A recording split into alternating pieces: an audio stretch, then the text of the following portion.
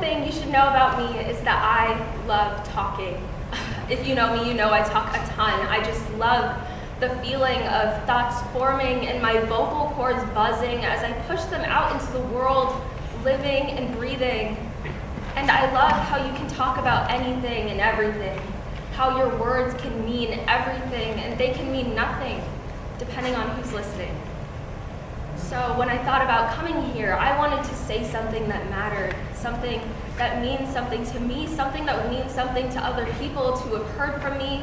So I watched videos of previous monologues from previous shows, and I noticed that a lot of people talked about sadness and how they bounced back or how they felt better. And I respect that, I really do. I don't think sadness is something to be wished away or to be seen as the worst end of the spectrum. There is beauty in sadness. People just fail to see it. We are conditioned to want to feel good all the time, so for the most part, we don't know how to feel bad. I mean, these classifications are inaccurate too. What makes sadness bad and happiness the natural state of things? So that's what I'll be talking about today, how sadness fits into our lives. Sadness has had a concrete place in our history. Over the millennia, something created humankind, and they lived on and prospered and created you and me. They created our language, they created our culture, they created a legacy, which is our history. How we feel things is a result of some happening from so long ago, we could spend years just tracing back the cause and effect. The nuances of emotion are so deeply rooted in our past that we don't even think to question them. Every membrane of our individual existence has been woven into the fabric of the universe 1,000,000 times over. So really, sadness and how it exists everywhere around us have been a part of the human experience for longer than we know. The consistency of it is just beautiful. How every person ever to exist has felt this pain, and it has remained an integral part of the human experience for so long. Another beautiful thing about the world is coffee.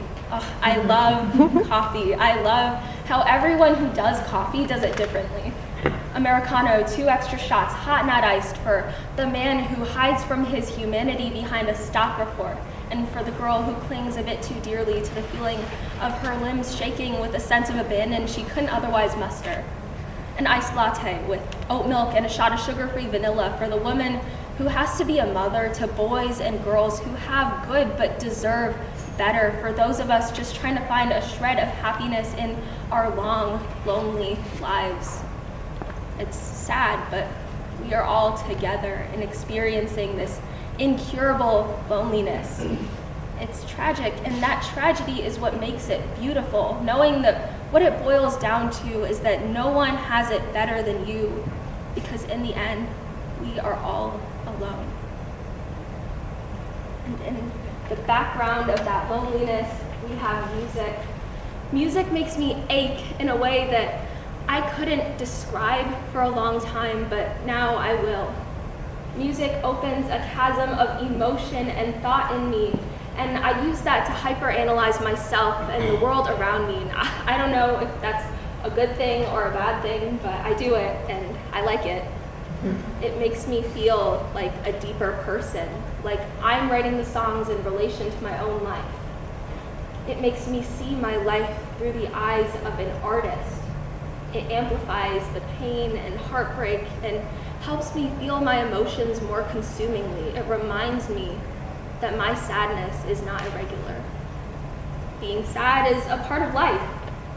Sadness is when Mr. Rossi prints your overshare vent in the program next to Zach Thompson's name instead of Alhena Tajuddin. Zach, I really hope you had a better Valentine's Day than I did.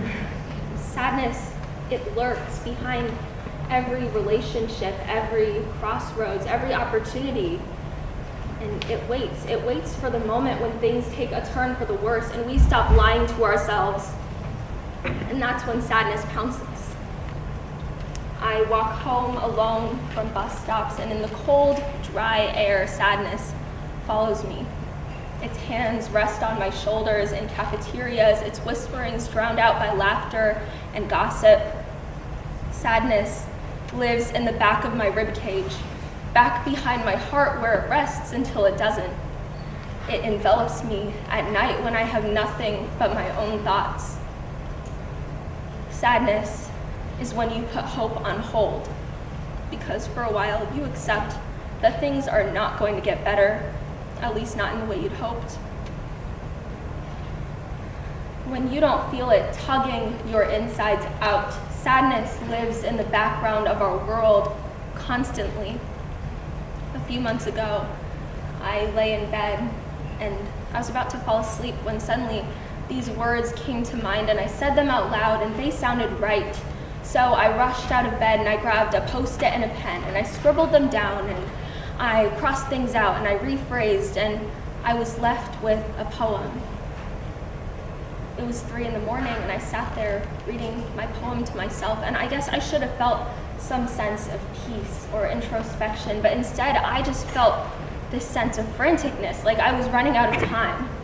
Not just time to get the words out on paper before I forgot them, but just time to live my life, time to do everything I want to do and learn everything I want to learn and feel everything I want to feel. And I didn't like that feeling, so I squeezed my eyes shut and I tried to forget and I went back to bed.